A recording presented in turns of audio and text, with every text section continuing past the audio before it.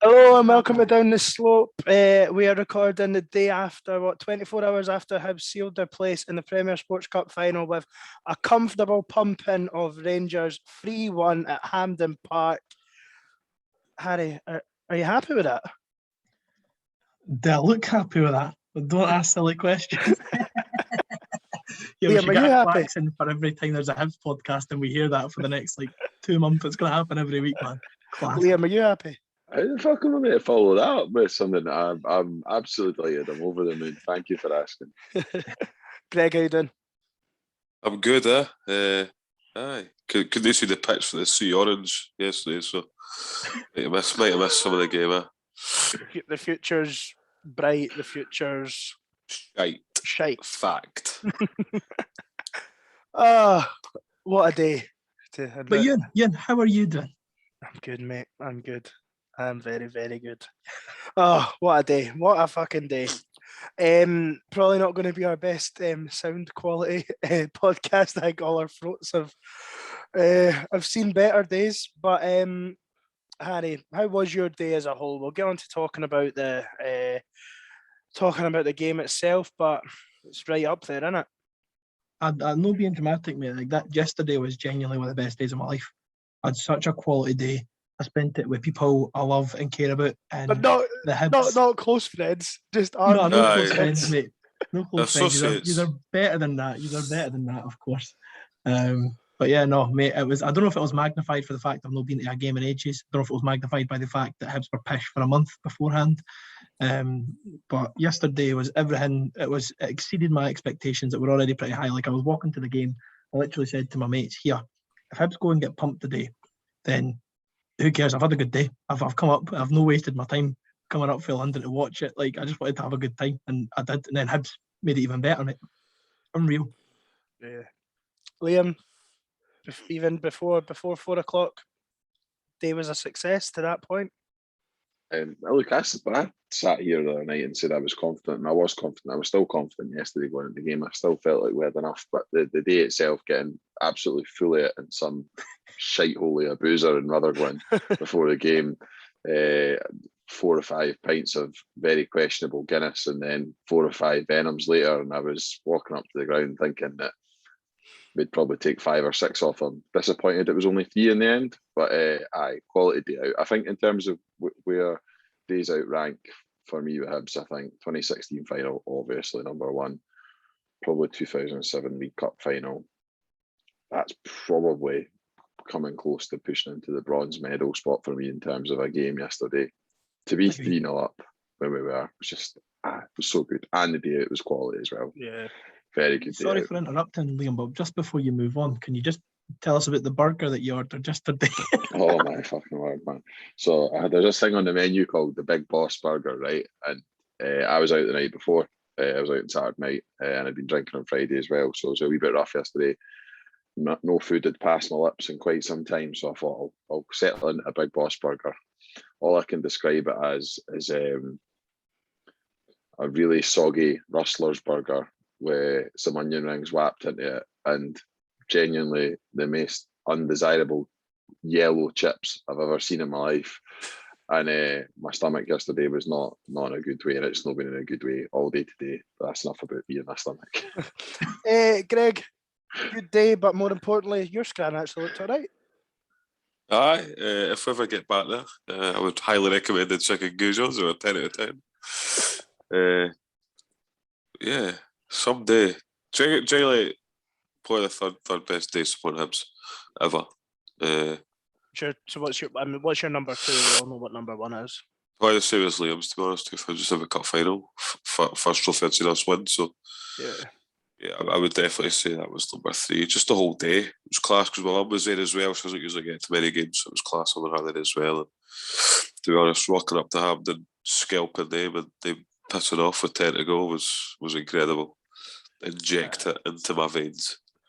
Yeah, I have to. I'm very much the same as you, Greg. I have my family to the left of me, you guys to the right of me. It was a fantastic day at the game. The whole build-up was good. I think I have to thank all the guys that came on the bus with us as well. They were top notch, really, really good and great day out.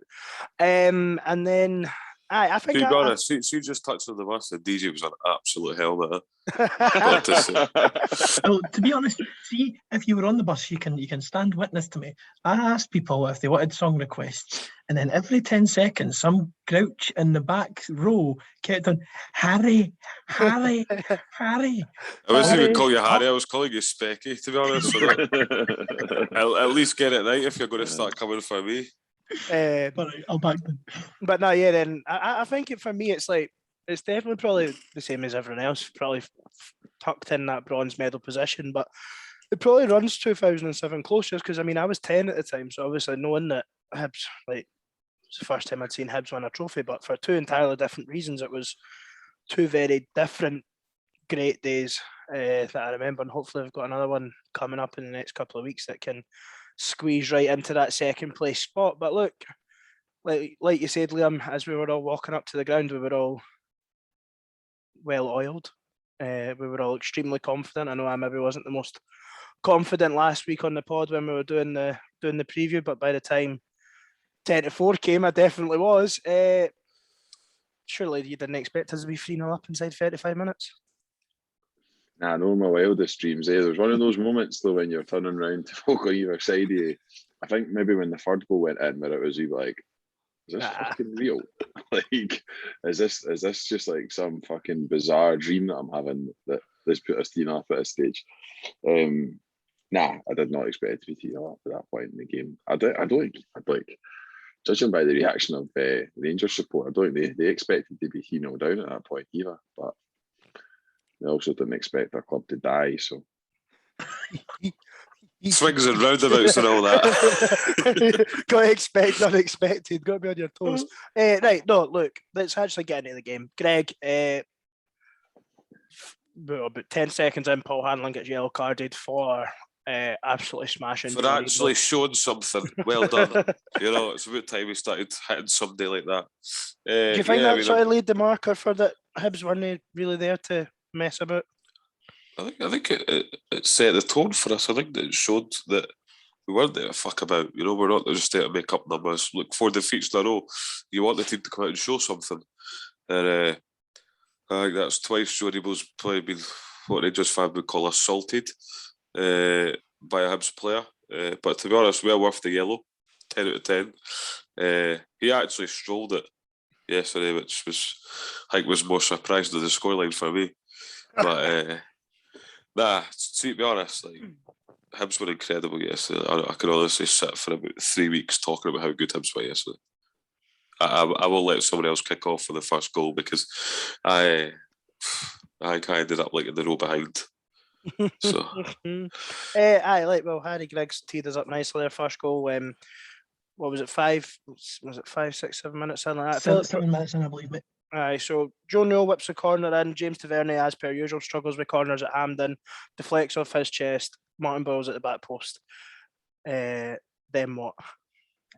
See what it is? That reminds me of, I don't know if you've seen any of the clips Australia put up in Martin Boyle for Australia, but it just reminds me of when he plays for them. Like, he's just so reactive and so quick to everything. He just seems like the quickest player on the pitch, which in the most part he is, but he doesn't normally react quite like that.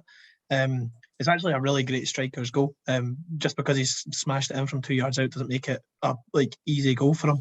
He does have to get there before the defender does, and before the defender can put his body in the way of the goal. So it's brilliant. And we've been saying for ages, like, we've got big boys in the box, even though it wasn't a big boy that scored the goal. We should be scoring more goals from corners and set pieces in general. But absolute pandemonium. Like, I don't think any of us believed it was in it. There was like a 3-second delay before the fans started celebrating. It was unreal. It was one of those ones when you heard the roar for the crowd, your heart just stops beating for a second and you drink it in. And my favourite thing is when you're watching it back, listen to the Rangers fans, and then it's literally they keep going for about a second, and then they all realise it's a goal, silence, and then the Hibs fans go mental. And that is a beautiful thing with football. Because see, the thing is, if you didn't go to the games, you didn't appreciate that enough. And one thing I refuse to believe, by the way, I didn't think that music is played after Hibs score at Hampden, but every time I watch replays, it's on. I didn't understand it. I swear to God. Mental. Do you know what the best part about the first goal was? They were singing that sectarian shite. They've all got whipped in. and then it goes silent. What is it with Rangers fans setting off smoke bombs and Hibs score at Hampden? Like, I love it. Like, I genuinely, I actually, honestly, makes me smile. It really does.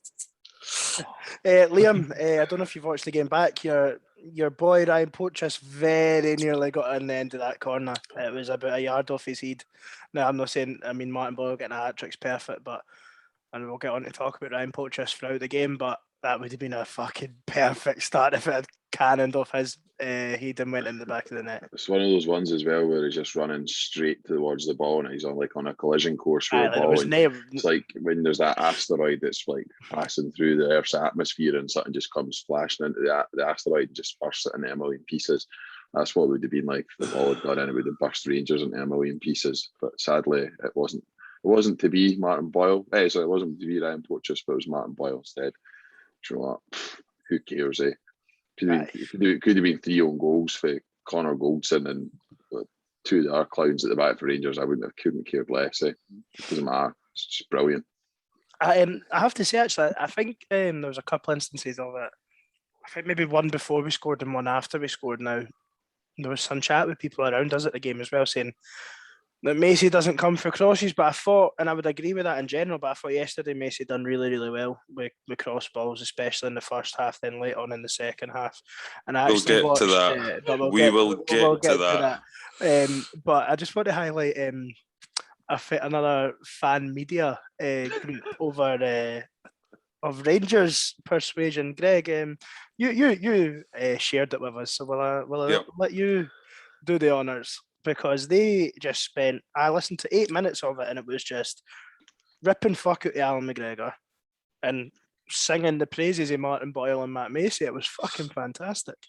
Oh, sorry, you mean Shagger that they all call him, because the middle-aged men are absolutely pathetic.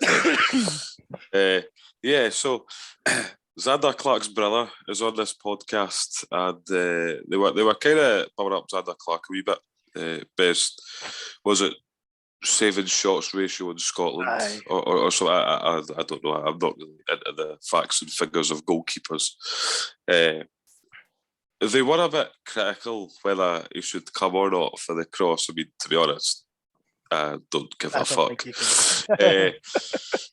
But it's like they spent half their time just slagging him off, even though he made like 3 or 4 world-class saves last season. Like, I find it extremely strange that they would just pick on him when there's about 3 other folk in there that could have done something about it. But I mean, Martin Boyle actually had time to take a touch and then score at the back post.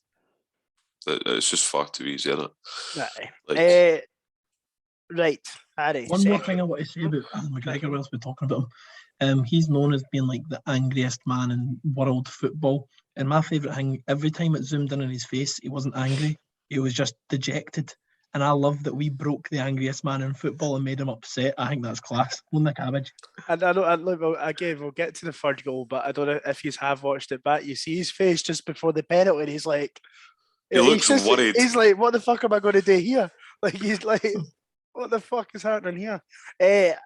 Harry, the second goal, 2 or 3 things that we are consistently critical of Hibs is throw-ins and Kevin Nisbet's hold-up play, and then occasionally Martin Boyle's composure. We scored for a throw-in, Kevin Nisbet spun the defender, played a lovely through ball, and Martin Boyle found the bottom corner.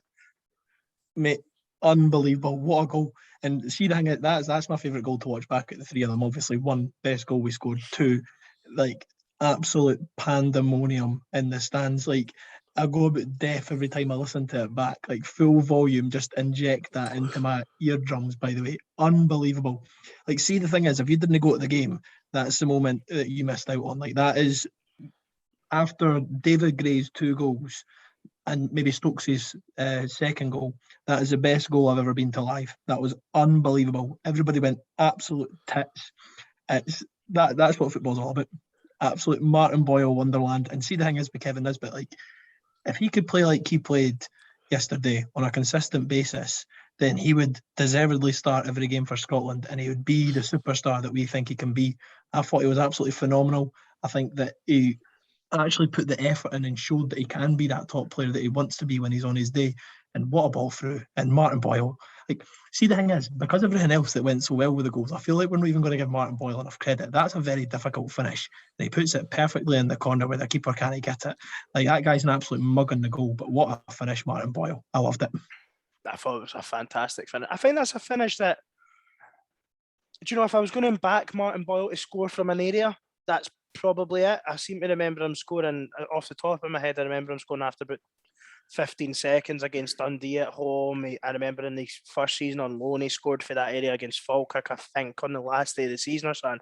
It's a finish that I think he has in his locker, but that doesn't take away from the fact on that stage he's got to do it, and he does it well. It was interesting, Jack Ross said after the game that Boyle and him had been talking during the week, and Rangers were the only team that he's faced that he's not scored against.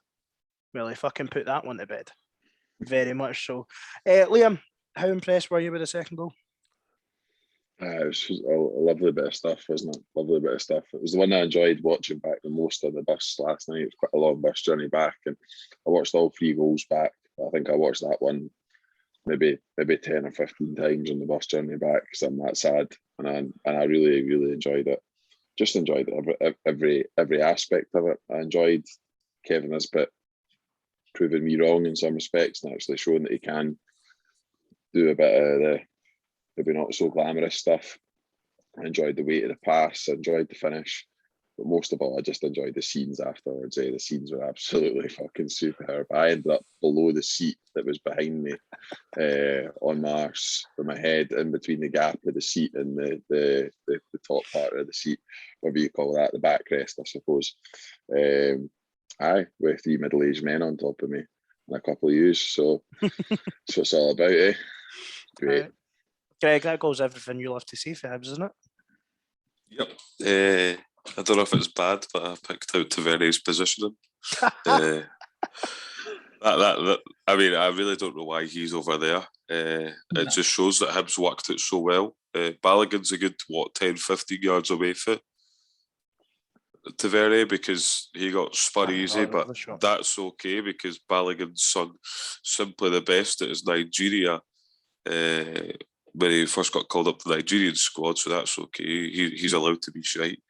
And then I would actually be expecting Alan McGregor to do better for there, to be honest. I think that he's really not done enough, but see with that second goal, I don't know what it was. It was either like disbelief or elation or a mix of the two, and it was, mate, you can't even describe it because it felt like every 10 minutes there was bodies everywhere. But I don't know about you. See, because it was at the other end of the pitch as well, it's the delay. I don't know how to say that earlier, but the delay is the best. When you see them run away, and the crowd just go absolutely tonto. I love it. I don't know about you, but I've got about fucking across sort of for the knee down to the top of the shin. I've just got a catalogue of bruises on both legs, and I think about 4 or 5 of them, if no more, are due to the second goal. Mate, I was gonna stop after Greg had finished speaking and ask what injuries he's picked up. If I bend the wrong way, my stomach's agony. After the second goal, I got slammed into the seats in front. Specs got knocked off the head. My hat went 2 rows behind. I didn't care what was going on. It was mental. I think it was after the first goal that someone turned round with a pair of Vauxhall keys and was like, right, whose keys are these? And mate, it was that mad. Like, it was so good.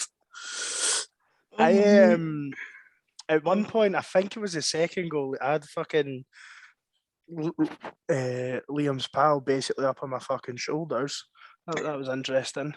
I think in the second goal, that's when let's be honest, disbelief started to come into play. I couldn't. You mentioned it earlier. Look, we hadn't. Hibs really haven't had a good game for 2 months almost at this point. You know, like we'd been shite for 4 games. We'd not played for. Was it almost 4 weeks that we hadn't played for? So, you know, like we're talking a long time without us playing well. Really, you're probably talking since the last time we played Rangers. And the disbelief really did hit home. And then Liam, we sort of seen out the next sort of 10 minutes, 15 minutes. And then in the 35th minute, what you'd been crying out for happened. Hibs got a decision that we deserved against Rangers. I just maybe just a wee bit of language there, but just the word seen out here, that 10-minute gap.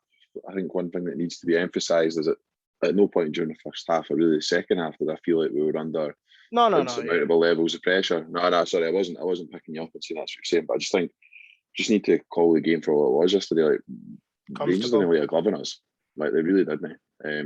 We'll come on to talk about the second half and that later, but really that next 10 minutes, it passed incredibly slowly, I think, because of just how you were feeling it 2-0, and you kind of just wanted to keep those, like, enjoy those moments. And then we get a penalty, which is a Stonewall penalty. I think Clancy has no choice but to give it, in spite of what Kevin Thompson says. So what's he said, actually? Sorry, I've not. No, he said it wasn't a penalty. He said he played for the contact and it wasn't a penalty. Fucking ran into the back of him. But Kevin Thompson is also an employee of Rangers Football Club and is the only person in the world who I've seen say that it isn't a penalty. So well done, Kevin Thompson. I think you're in the minority of one there. And Kevin Thompson tears taste delicious, by the way. Yeah, well, the best part was, sorry, Liam, just to interject. See walking out the game yesterday, obviously Premier Sports on the telly in the ground, and his tripping face was on it. And I tell you what, I actually didn't even feel any hatred towards him. I just found it hilarious that he was there and I had to witness that, because he is an absolute rat. And just because he came back and played Hibs for free, it means nothing to me. He burnt his bridges long ago. And let's get right, he played for Hibs for free because nobody else would have him. So he wasn't doing that out of the sympathy of his heart. The guy was finished, couldn't kick a ball. He sat on the bench and sort of hung around and got to be part of a team that won the cup. Well, that was it. He came back to play for free under Fenlon, and it was basically a 6-month trial. He got a contract. He went to Dundee and came back after that. But he came back for the 6 months under Fenlon, and then obviously his nose was out of joint when Butcher came in, and then he left, and then he came back again. He's the epitome of a guy that plays to the crowds. That's all he is. He knows that he's got a Rangers following. They all sympathise with him. Because he fucking tackled Robbie Keane once. All right, lads, we can have the anti-Kevin Thompson podcast another time. Larry, this is fun. But we're leaning into someone. And to be honest, I don't think this has had enough coverage. Like, people are not actually lambasting him for that. Like, he's been paid a job in the media to give an opinion on something which is an opinion, but there's an element of fact that is involved in the fact that he clatters into him and it's a clear penalty and no one has said otherwise. So, and that's even the usual. I think even Alex Ray would hit with that. That's how delusional that patter is. I think Alex Ray. Stephen Craigan said it was a penalty. That's all you need to ken. Well, what Stephen Craigan knows about football, I can fucking. Well, right in the back of your postage stamp. Curly tees. Aye, and then he slots the penalty right in the middle. We were all calling for it, were we not? I'm sure I maybe made that part up. Whoever was next to me said, "Just fucking smash it down the middle, Martin." What does he do? Smashes it down the middle. Delightful. See, to be honest, I felt like we kind of seen it coming, but there was a lot of nerves about that penalty. Oh, I was shiting myself. If we had missed that, we'd have won 2-1. I would have, but all that was going. I'm very negative when it comes to penalties. I always think we're going to miss. It's just when I don't know if it's PTSD for previous issues, but I was nervous that if we missed that, then the full momentum in the game was going to swing. Like that was all that was going through my mind. Like, were you confident that he was going to score? I think I said to Harry, actually, I said, he's just going to go to the middle, he's not going to do anything daft. And I'm glad he didn't. And then Harry started crying. I was like, here we go. Grow up, Harry. But to be honest, at that point, everyone just got so much for everyone. Like, it was just incredible. Like, I think I was 3 rows back at that point when I went in. Like, defying gravity going backwards. I know. How do you fall backwards? Up the way, man. That's incredible. Hibs do funny things to people. Like, do you know what? Like, obviously the last couple of months have been shite, but wow, that makes it like all worth it. Like, just wow.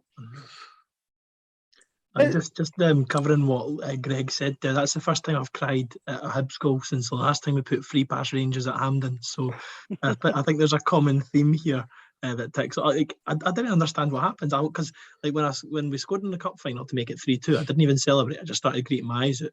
But we scored there, and I was celebrating and greeting my eyes out. So it was kind of a mixed bag. But for that goal, is anyone else sick of scalping them at Hampden? Like, I'm really getting bored of it. I wish they'd give us a game. I really wish. I'm gonna buy just like we were that good that they did not deserve to be. We were that good yesterday that they did not deserve to be on the same pitch as us. I'm going to ask a question here, right? And I know that's going to be. Greg, are you disappointed we didn't score more? I'm disappointed. And this is all I use as well. Just address that to Greg. I feel I'm disappointed. Did they score a second, to be honest? They had that free kick with 30 seconds to go, and I was screaming, "Just fucking score! Just fucking score!" Like, to be honest, right? The most pleasing thing for me was how good we were in the second half defensively. We were immense. There was bodies in the way, shots. We were blocking everything.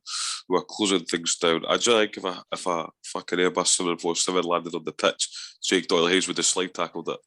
Like, the boy was everywhere yesterday. He was immense. Like, from start to finish, from front to back, we were so good defensively.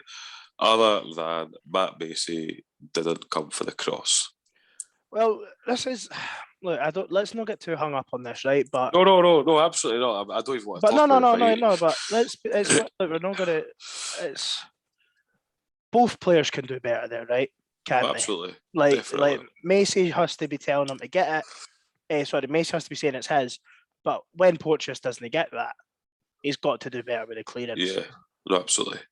However, we'll move on because nobody really cares about that. Liam, Harry, do you want to talk about the fuck up for the goal, or are we just going to skip it? I think it's difficult because you don't really know what's going on there. It looks like there's some miscommunication because it looks like Macey's maybe giving him a shout, then not coming. Then Porteous is kind of giving a really horrible ball inside the box, which he's then trying to clear. And to be honest, he does make a hash of it, but without really knowing what happened between the two players, it's difficult to analyse it too much. It also doesn't fucking matter. And also, it gives them a bit of hope, and it's the hope that kills. So hopefully there was more zombies wiped out for that. She just done that, right? I actually can't go over how funny yesterday was. Like, even that second half, and it was like backstage to all, it was still some laugh at, like, you know that there are middle-aged folk in the Rangers end dressed fully in orange with Union Jack hats or whatever. And it's just family we seen coming out the house and all of them were dressed in orange, and then we gave an entire family. There's the kid and I'm all dressed in the toe in orange. They were starting singing about fucking John Lundstrom or something. He started singing his it was right. There will be an absolute queue outside GD Sports today returning Holland strips, and I'm all for it. Ha ha ha ha. It's just like, folk can go on about how many tickets Hibs sold, but I honestly, after we scored our first goal, I really don't think I heard them other than the footsteps up the stair to go out. Yeah, can you imagine being a young baby born in the wrong end of Glasgow and coming out the womb and then just like coming out the womb and the first thing you see is 10 cunts dressed in orange suits waiting for you when you come out the womb?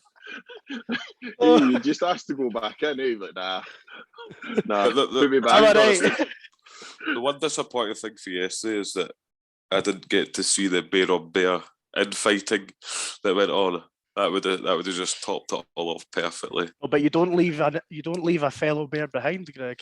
Oh yeah, absolutely don't. It's just actually we didn't get chased about Hampden again. You saying that? I think I've told you, my sister. So that was I think her second time at Hampden. The other time was when Celtic beat us in the League Cup semi, and she turns around to me about the 85th minute. So if we win, can we go on the pitch? I was like, no, Erin, no, we can't. How no? I'm here this time. Right. Great attitude. Right, Harry, before we get on to talking about individuals, that second half, I think Greg mentioned on it, but I think it's worth us really looking at it. when was the last time Hibs defended that efficiently and just as a unit? And like Liam said, they never laid a glove on us. I don't think Rangers cut us open once. See, the thing is, they had the one chance that Goldson went for the world record, skying it as far over the bar as possible. That was unbelievable. To be fair, it takes talent to miss the goal by that much for that close. But he'd already gave up by that point anyway. See, the thing is, we like to use the word loser to describe people, but I've never seen a more loser interview than his interview post-game. We've given up hope. We don't believe. I was like, we've literally killed these guys again. Unbelievable. But yeah, no, I think that defending well, like there's ways of defending that can be really ugly, and there's ways of defending that can be just unbelievable to watch. And we absolutely strolled it. Like the way we dominated the final, like our own final third when they were attacking was ridiculous. They couldn't move the balls down the wing. They couldn't get the ball in the box. They couldn't play through the middle. They literally had nowhere to go. And it's because of how exceptional our defence was. Like, I've never seen Hibs shut a team down like that in my life. Like, they had 18 shots, and I think they only had like 4 on target. Like, we absolutely battered them anytime they tried to come close to us. That is the best defensive Hibs performance I've seen in my life, and there's nothing remotely close to it. Because see, in the final, when we beat them, we absolutely pumped them off the pitch. But that game yesterday, we could have played for about another 2.5 hours, and they would have maybe scored a goal. They were never equalising yesterday. That was unbelievable. But fair play, Jack Ross, because he called it absolutely perfect. I think we spoke on Thursday when we done the preview, and we were talking about what formations we were going to play. And I said, if we play 3-5-2, it matches up well to Rangers 4-3-3. And I said, well, that, and then you sort of put the emphasis on every player to win their individual battle. Every single player did that. And then some. And then, like, not just that though, but the 3-5-2 has worked like against Rangers, and people will argue against that because they'll say we've not had the results against Rangers last season, and they're right. But actually, in terms of a system, it's worked. It worked for them. Worked for 35 minutes at Ibrox until that moment of lunacy from the referee. It worked in the 2 games there last season as well. It's a system that works for us against them. It allows us to play in wide areas where Rangers are exploitable. It allows us to pin the 2 fullbacks back. Because Rangers really play very narrow, and you saw that yesterday. Unless Tavernier and Barisic were getting beyond the 2 inside forwards, which didn't happen very often at all yesterday, then they didn't really have any width, and they kept on trying to pick the ball in the middle. If you looked at where Kent and Aribo were picking the ball up, it was in the central areas of the pitch, and they couldn't make things happen because Morelos is a wee dumpling who just, I mean, they've got some major issues. I know it's not a Rangers podcast, but if they think they're selling Kent for 15 million, Morelos for 15 million, and Joe Aribo for anything more than 5, then they're seriously deluded. Because that's their model. I mean, their model is selling players. And face painters beware. That's all I'm saying. Paul McGinn actually beat Ryan Kent. I was going to mention that. I was going to mention that later. Ryan Kent is probably the most overrated player in the league, other than the Hearts midfield too. Like, he is terrible. I think he played 2 passes outside his foot yesterday, but wow, well done. Could have beat Paul McGinn in a footy, so it was absolutely immense, by the way, just to get that. I don't know if I absolutely killed him off a few times on the pod, but I will hold my hands up and happily admit that Paul McGinn was very impressive yesterday, and I am disappointed he didn't leave a wee bit more on Ryan Kent. I am see, just with that defensive shape as well, and I thought it was a case throughout the game, but definitely even in set, it was still quite brave. We left Nisbet and Boyle up top. I don't think we got out as much probably as we maybe would have wanted to in the second half. Definitely not to the effect we did in the first half. But that system, Nisbet and Boyle are always a threat to centre halves. Greg, is Martin Boyle now a striker?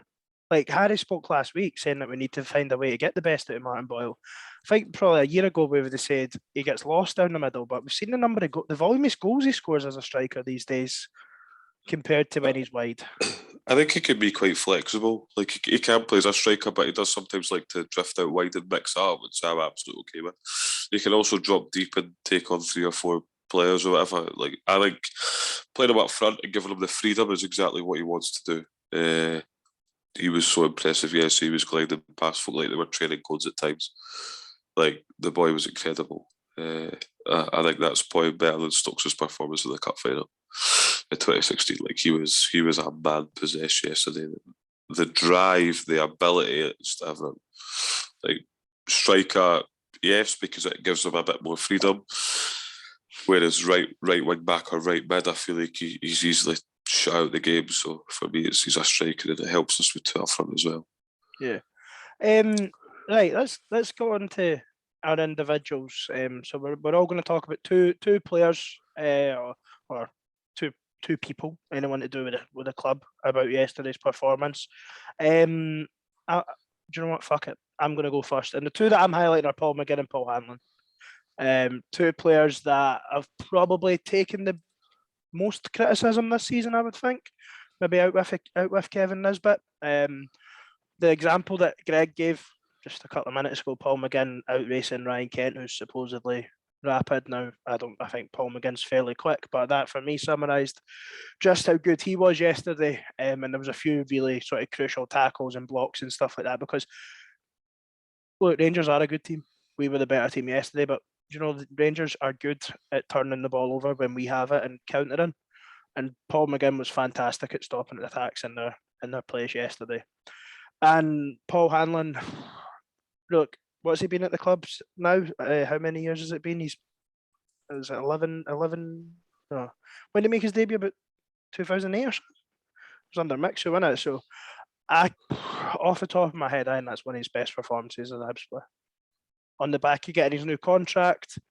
And there was two instances for me that's really epitomised the game yesterday. One, 10 seconds in, he smashes Joe Aribo. Look, it probably was a yellow card, but I think that's what 9 times out of 10 you get away with that, I think. If that was an old firm, Paul Hanlon doesn't get booked and the commentators are saying the ref's letting the game breathe or all that pish.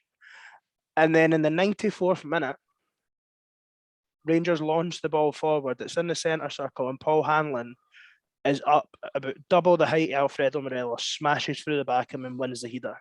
And look, it would have been easy to set off, let Morelos bring that down. You're 2 goals up, there's only a minute to go, but he's still in, winning every header. And I know, look, alongside the other players at the back, but for me, they two were absolutely outstanding, especially under the criticism that they've had this season. Harry, what about yourself? Well, I'll keep the theme going as speaking about players that were rock solid at the back. Matt Macey, absolutely phenomenal. He's proven himself to be a very effective shot stopper since coming to the club, but similar to Marciano, people have always questioned his. You can hear now my voice is getting incredibly raspy because I've been speaking too much. It's his distribution as well as his decision making when it comes to crosses that he gets scrutinised for. The boy's about 18 foot tall. He should be coming for every cross essentially. And yesterday he did. Corners weren't they threatened, because normally when Hibs concede corners I'm just sitting there nervous for about 10 seconds till it's cleared, but by the end of the game, every time they were getting a corner I was like, yes, that's 30 seconds off the clock. There wasn't even a consideration that they were going to score a goal.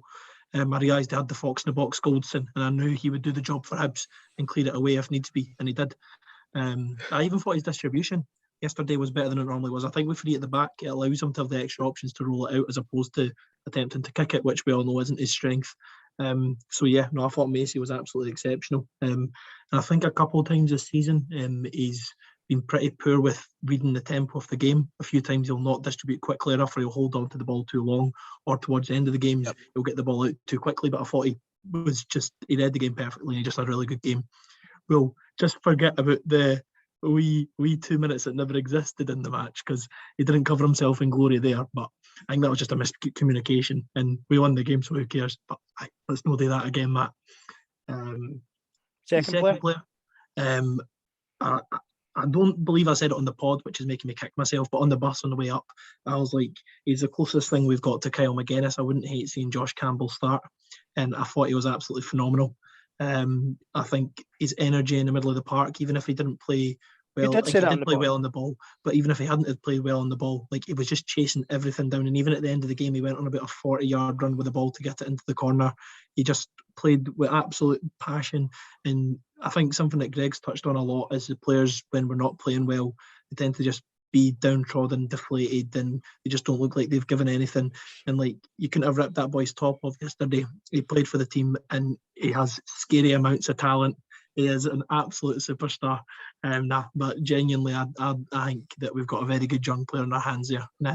I'm glad that he's in the team at the same time as McGuinness. Obviously, McGuinness gets a start over him at the moment, but when we've got a lot of games coming quick and fast, I think that he'll be a perfect player to fill in, because the reason we've struggled is we've not had that energy in the midfield that can kind of bring the team up the field. So we've got that now when McGuinness is out. So Josh Campbell, what a champ. And here, Royal Hayes says all the Hibs players love him. So let's get him involved, lad.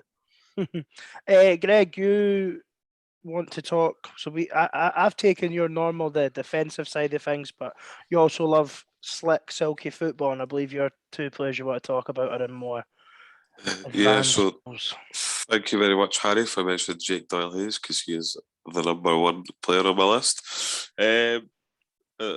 Look, he had a good start to the season. He kind of trailed off, obviously got injured or whatever, and he came back and he's not really been the same, but yesterday he was incredible. You know, he really showed what he could do, that the tackling, he could pass, he could get things going. So he is all round exactly what we need. I mean, some of the tackles yesterday were incredible. He wins the ball back, he's always there. He sometimes slots into the back three at times. He just does everything. He's some injury on the boy, and he's an absolute gentleman as well. So he enjoyed himself yesterday against that mob. And the second player is Chris Carden, who made his debut at the League Cup semi last year, and who struggled immensely, but is an absolute crucial player for us, especially right wing back. The engine to get up and down the line, to support, to show, it's just night and day from where he was this time last year. Like, I know he'd obviously come in, he was injured or whatever, he hadn't played a lot of games, but he's just he suits us because he is so direct. He can defend, he can attack. So I could have chosen anyone on the pitch yesterday, to be honest. It was just, everyone was incredible. Greg, the only maybe downside with Carden is he's not necessarily going to play every week, because I think what we've seen this season, he pretty much is exclusively a right wing back, and he sort of got exposed at right back, and he's definitely, I don't know if he's good enough in the final third maybe to be like that level. We're used to Martin Boyle playing right wing. Yeah. You know what I mean? I wouldn't necessarily agree with that. I think that we do play better. I think when we play 3-5-2, there's certainly a spot in the team for him. He can also play right mid. He's not strictly a right wing back or a right back, so I think there is a place in the team for him. I think the way we set up is pretty much matched up against any team in the league, to be honest. So, yeah, I don't necessarily agree with that, but I can see where you're coming from. And Liam, we've not mentioned the fact that someone got a hat-trick yet. Are you planning on it? Well, this is what I always do, is I just take all the obvious shouts. So, Captain Obvious is going to plump for Martin Boyle first up. Scored a hat-trick. Not really much more I can say about it, to be honest. And we've not already covered. Took his goals sublimely well. Continues to score penalties, even though I think I've said a couple of times I don't think he's the most natural penalty taker ever. But he keeps putting them away. So until he stops putting them away, I'll just fucking keep stewing. But he was brilliant yesterday, and he deserved it. I thought his post-match comments were quite interesting, because it was clear that the players have been aware of the impact of last season's final and some of our performances this season, and I think there was an element of almost them feeling like they were giving back to the fans. I think that's quite nice to hear from a player at the club, just acknowledging that. So good on him. Well done, Martin. You can now be added to the list of Hibs players that I've seen score a hat-trick against Rangers. An ever-growing list of Hibs players who scored a hat-trick against Rangers. And then the last one I want to nominate is not a player, it's Jack Ross, and that's not going to surprise a lot of people who listen regularly. I'll explain why, and I think I touched on it already. I think having the mental fortitude to stick with the same system that had already worked against Rangers in the 3-5-2, and go with it, to make the brave call of playing Josh Campbell when there's a lot of other people who would not have selected Josh Campbell, to identify Rangers' weaknesses and go after them. And I think just for showing a wee bit of passion as well, because I think that's something that some supporters have felt that he's lacked. He's maybe been a little bit robotic for some people, but he showed that after the game yesterday. He showed how much it meant to him, joined in the players' celebrations. And do you know what? Fair play to him, because we sat and spoke about the big game record on this often enough. Try and tell me that's not a big game. Yeah, I mean, and he hasn't won enough of them, but that was a big game yesterday, and he won it. See, for me, like, this is what I've been crying out for a while now. It's just a wee bit from him.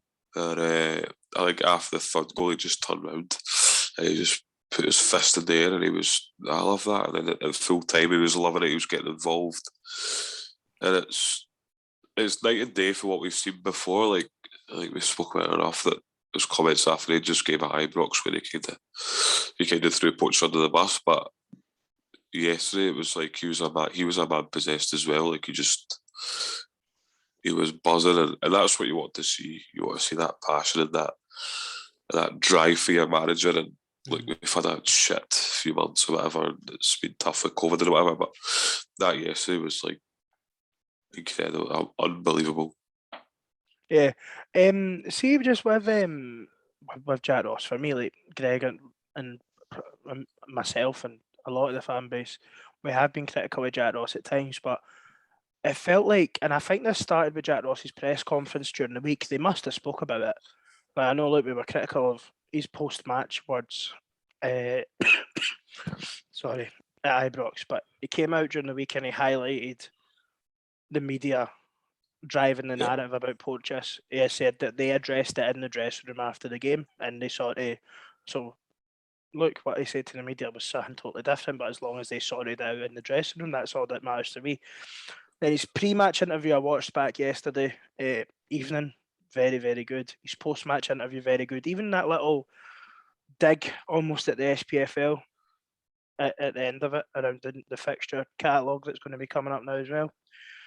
And I think that's absolutely transcended onto the players. Like, you see Ryan Porteous and Martin Boyle after the game as well. I think Jack Ross, Martin Boyle and Ryan Porteous, the three of them especially, there was absolutely no way they were going to accept not winning that game yesterday. That was the impression I got.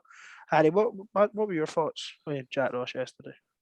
I think of the four of us, well, maybe Liam, I think I've probably been most on side with Jack Ross. I've not really called for his head at any point. I've said there's times where I could understand reasoning to want him sacked, but I never really went out there and said that I wanted him sacked. But I think a person that I need to give an apology to, because I'm quite critical of him often, Ryan Porteous was unbelievable. The rest of the team was so good we didn't even mention him, but I thought Porteous was absolutely outstanding yesterday. I think the commitment to mugging off Steven Gerrard was incredible. He got asked a question and his answer made no sense at all, but every Hibs fan loved it because we knew what it meant. I had about 3 guys from work, because I've made it my bio on Twitter, and then they all went and looked at it and they were like, Harry, I don't understand what this means. And I was like, oh no, I just assume everybody that follows me is a big Hibs fan. But yeah, no, Ryan Porteous, hats off to you, mate. You are absolutely superb. What an absolute champion. And that zombie thing as well, that made me wet myself. Absolute hero. What a guy. You know the thing is as well. See as well, sorry, just on the back of that, I feel like I should highlight Paul Harlan's contribution yesterday as well. I've absolutely killed him off on this podcast a few times. But he was immense as well. He was a proper leader yesterday, you know. That's what I want to see from him. Paul McGinn as well was immense. Jack Ross showed everything I want to see in a Hibs manager as well. So to those three, I will accept that you were outstanding yesterday. And I hope for more of the same, to be honest. And hopefully next month, the week before Christmas, we're having a party at Hampden, but we'll wait and see. Do you know, and I think as well, just what you're saying there, Harry, also, and mentioned Porteous. We didn't mention Joe Newell. Joe Newell was fantastic yesterday. Playing, 85 minutes with a yellow card as well. I think people had maybe started questioning if him and Jake Doyle-Hayes can play together, but they absolutely can. His touch in the first half was an absolute joke. He plucked it out of the sky and it dropped dead. And wow. Again, I think we've been fairly critical of Josh Doig this season. I thought before his injury he was good as well, especially in the first half. And we didn't mention Kevin Nisbet either, who again I felt was pretty good. Lewis Stevenson good when he came on. And Christian Doidge is back. Yes. And he won a header. straight away. He was right in there. Look, it's massive for him to come back. You know, we need options up front. We know that. But it just adds more to the squad. You know, we've now got, I don't think he'll start the next couple of games, but now we've got options to come off the bench, which we've been crying out for weeks. And we had a good start this year. Hopefully he can come back and get on a run again. Yep. Right. I think we've probably done enough on that. I feel like we must be approaching the hour mark, but well, we've got a final to look ahead to. We've got we've got 6 or 7 games before then, but it was announced today in a statement by the club that ticket prices and the allocations have been confirmed. The club are very evidently pissed off with the outcome of the conversations. Greg, are you surprised at the allocation of approximately 17,500 tickets? Not really, to be honest. I'm surprised that we got that many. I think after the showing of tickets that we sold, I was expecting less than that. But look, I've got no doubt we'll sell the 17,500 or whatever it is. But for me, it should be 50-50 regardless of what's happened. Aye, I think for me, and again, Harry and Liam, I'll get using in here. For me, we should at least have the opportunity to sell 50-50 would be. And look, I know the SPFL need to make money. They need to make it look good on the cameras and stuff, but it's supposed to be a neutral game. We can rehearse old stuff, but Celtic have got the Celtic end at a neutral national venue. We're not even being given the opportunity to sell out 50-50 tickets, which I think is poor. I'll be honest, I'm not overly surprised by the outcome. I think like what you're saying there, Greg, but look, 17.5 out, look, we made enough noise with just under 10. I'm sure we'll make enough noise with 17.5. The players showed they can do it in that atmosphere once. There's no reason they can't do it again. Liam, what's your thoughts on the ticket pricing and the allocation? Pricing's a fucking absolute sham, as it always is. It's far too expensive, charging up to 45 quid. I know that's some of the best seats now is 45 quid, and was it 27 quid for a concession? And some of the best seats now, and that's starting to move into English Premier League kind of pricing, where we're just absolutely fleecing fans 6 days before Christmas. So the pricing's a joke. I've no issues with 17,500. I think it's fair under the circumstances. I see the usual suspects on Twitter moaning about low allocations but didn't go to the game. So if you're tweeting that without any irony, then have a fucking word with yourself. There is, like, you know, that is what it is. If we only sell 10,000, 17,500 is fair enough. We've got, 12,000 season ticket holders maybe this season. All of them will get to go to a game. That's the most important people for me. Season ticket holders, the lifeblood of the club. There's some people who go very regularly to home games who aren't season ticket holders, but season ticket holders are the ones that keep the club on the park. So, no, that's fair enough. Yeah. Harry, what's your thoughts on it? I think that the decision for both the pricing as well as the allocation, it just shows that the SFA are entirely running Scottish football as a business. They don't care about anything to do with the fans or integrity of the game, because it's a neutral venue. As Liam says, in theory it is fair, but the only reason that they've not given us 50-50 is they're scared that we won't sell out and it won't make them money, because there's no justifiable reason. If we'd taken 10 fans to that game instead of 10,000, there's no justifiable reason for them not to give a neutral venue 50-50. It's absolutely farcical. It shows zero integrity, and it shows it's entirely about the money for the SFA, which is an absolute embarrassment to Scottish football. We've got new comms guys in the clubs, and they must be thinking that Scottish games run by a joke. They literally prioritise 2 clubs over the rest, and they're definitely no wrong.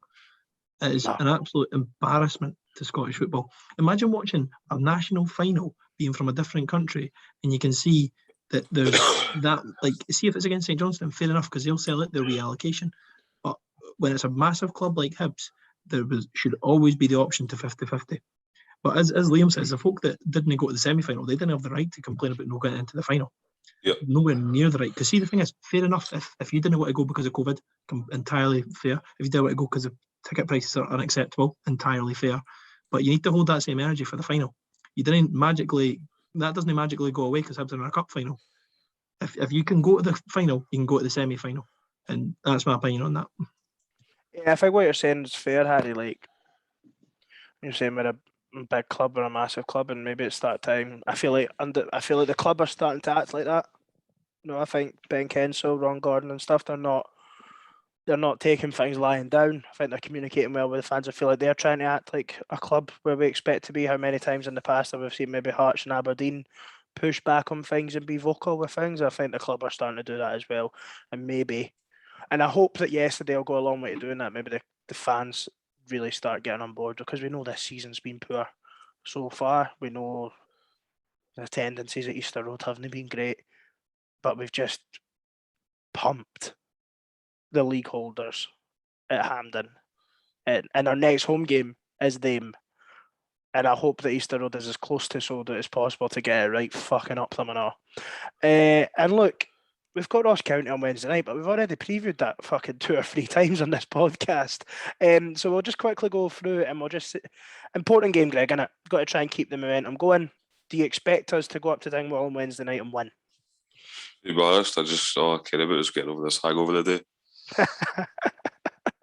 I think that the adrenaline when they got boys through, yes, a lot of it. It's a tough game, but it's going to be difficult after coming off the high last night and going up there on a Wednesday night. But yeah, yes, it was just so good. I really don't care. What you going score prediction? I'll go 1-0 Hibs, but it's not going to be a classic at all. That's my thoughts as well. I think we'll get a scrappy 1-0 victory. Liam, what about yourself? I don't want to predict Hibs win because I really don't foresee it. But I'm gonna. This has been such a positive podcast. I don't want to ruin the energy, so I'm gonna go for 2-0 Hibs. And yourself, Harry, wrap us up on the Ross County one. Yes. 1 minute bit of preview. As well as we played the other night, it's a very, very different performance that we need to see against Ross County, because as well as we defended, we need to actually go to this team and attack them, because we're a substantially better team than them on paper and off paper. But I'm going to go for, I don't think we'll keep a clean sheet. We didn't like clean sheets this season, to be fair. So I'm going to go for 3-1 Hibs. Where did we last see that scoreline? And well, Liam, once again, the floor is yours. We're getting rave reviews about this, which is something that we never got for Harry's IB quiz. So get up, you Harry. Liam, guess who? Becky's quiz. Go and fucking shade, eh? Go and shade. So if you've missed the last 2 editions of Liam's, it's not quite as fun as Harry's Happy IB quiz. Liam's guess who? Then where the fuck have you been? But basically, I reveal clues about individual players. They get 5 clues for each player until someone gets the right answer. If you guess it wrong, you are out and you get 5 points for correct answer. So here we go. In the spirit of kicking on, because this has been a long episode. First clue about our first player. I have spent my entire career playing in Scottish football. Clue number 2. I left Hibs to sign for Raith Rovers.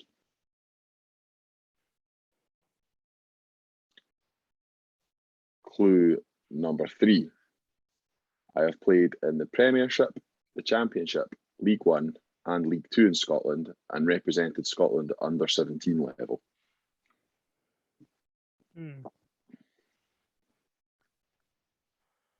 Clue number 4. I signed a 1-year contract with Hibs in the summer of 2013 and scored a free kick in my first game. Fucking hell.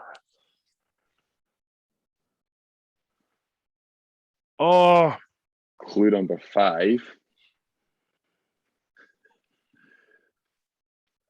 I am a right-sided fullback. Why can I not remember that? Is it Rangers got scalped to get at Hampden by Hibs? Oh, it's a fucking 2013. That was the season we got relegated. 2013-14. A wee bonus clue. This one should be a tap-in for Harry. Oh, Fraser Mullen. Correct. Ah, fuck, aye. I was going to ask if the boy was Specky as well as Harry. The Specky Alliance. Fraser Mullen, first Highbury guess who. But I will take a point deduction on that because, to be honest, I didn't think it until Liam said I should get him, and then I remembered right back Fraser Mullen. So. Okay, second player, first clue. I have played for a total of 12 clubs during my career. I finished my career with little-known semi-professional side Cray Wanderers FC. Third clue. I was a youth player at Charlton and Ipswich. Clue number 4. I signed on loan for Hibs in January 2014, making 9 appearances and scoring 1 goal. Danny Haynes. Correct, Danny Haynes. Danny Haynes. Wow. The final clue was going to be I signed on loan from Notts County. Shat the bed in the playoff game and went half injured after about 2 minutes. He's not a classic, is he? No. Okay. Player number 3. I have played in Germany, Switzerland, Thailand, Greece, fucking hell, and Belgium during my career. Oh, and England. Shouldn't miss it, England. And Scotland. And Scotland, aye. Clearly. Second clue. I joined Hibs from Hansa Rostock. Greg's face is like, what's going on in my head right now? Like, I'm a 6'2" tall centre half. Yeah, how good were the Venoms yesterday? I actually can't go anywhere else. Very good. Sorry, Liam, carry on. Very good quality Venoms. I was a youth player at FC Basel, who I also went on to make 58 appearances for. Who the fuck have we signed that was good enough to play for them?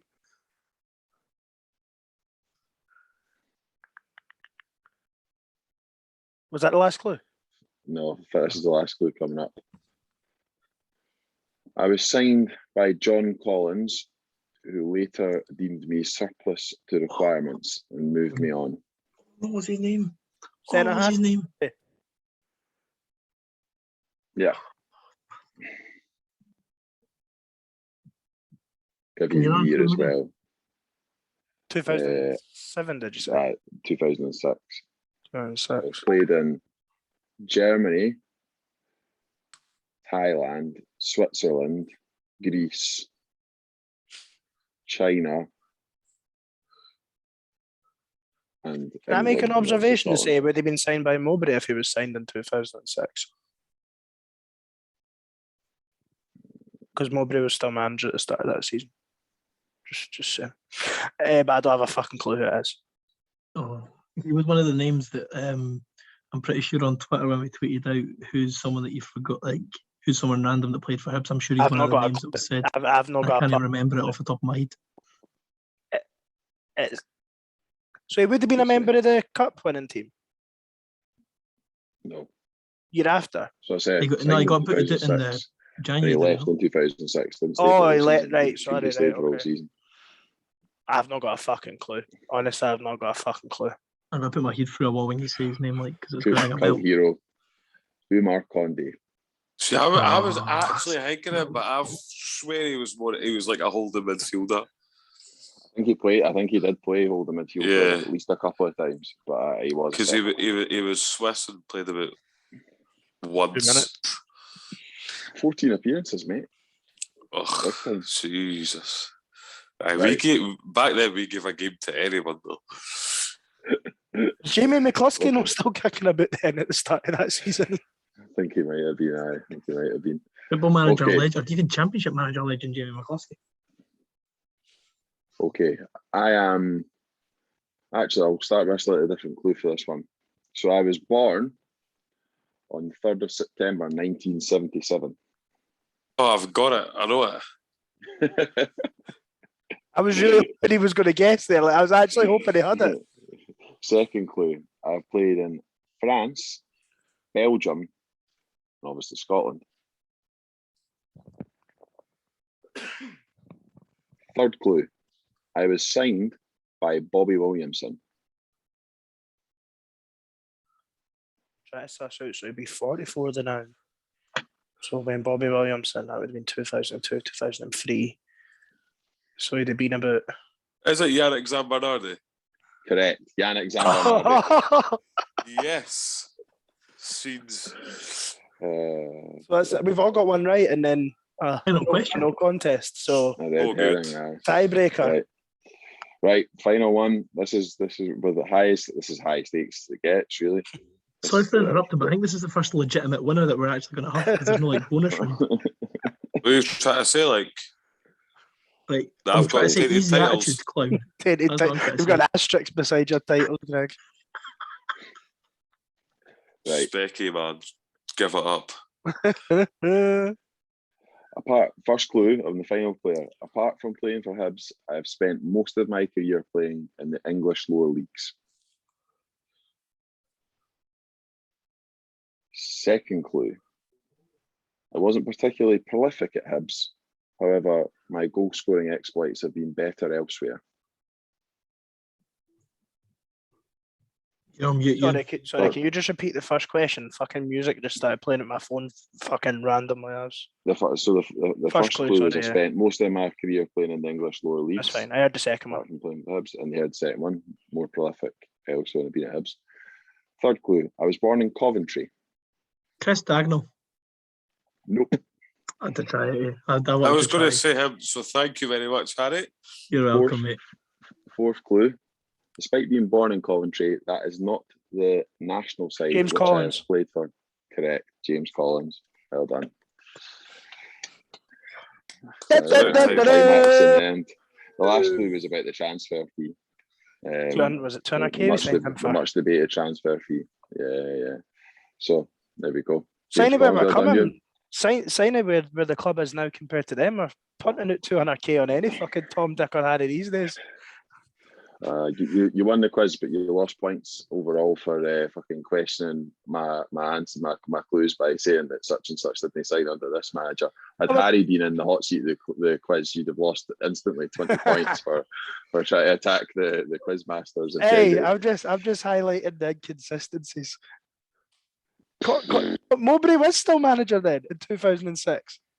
Not right for the entire season, though. He left in October 2006. Aye, so he signed them. You said you can sign players. You didn't have to sign players at the transfer windows, mate. You can sign them at the transfer window. He was a free agent. Oh, sorry, my bad.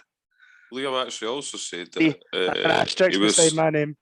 Collins said he was surplus to requirements. If you were listening, he said he signed them and deemed them surplus to requirements. Dick, just get your ears open, son. Right, well, Ian, how about you come up with a quiz format and then you can criticise? How about that? I've done my bit. I organised a bus and a fucking pub yesterday. I'm done for the year. Did you? Not heard about it, like. Right, no, Hibs in the fucking cup final. 3 weeks until the final, 4 weeks till the final. Ross County on Wednesday night. We'll probably be back with an episode towards the end of this week. Then we've got St Johnstone away on Saturday, so it'll be a quick turnaround. We've obviously got Tuesday, Wednesday, Saturday, Sunday through to the winter break, because obviously we need a winter break, having just played about fucking 75 games in December. But yeah, we'll be back again towards the end of this week. Cheers. Goodbye. Cheers.